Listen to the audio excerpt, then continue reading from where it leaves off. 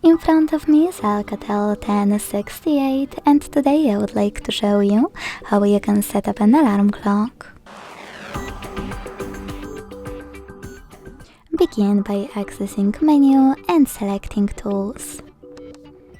Then choose alarm and pick one of those slots.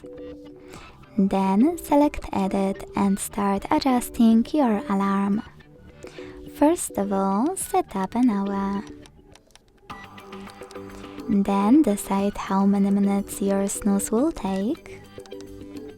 Tap on repeat and decide when you want for your alarm to ring. Once, every day, or custom.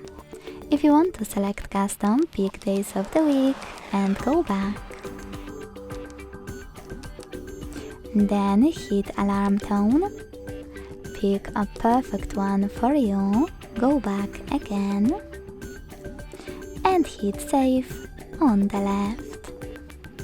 As you can see, after that my alarm was successfully added. To turn it off, hit edit or just tap on it. Then go back. Thanks so much for watching. If you enjoyed this video, leave a like, comment and subscribe. Bye!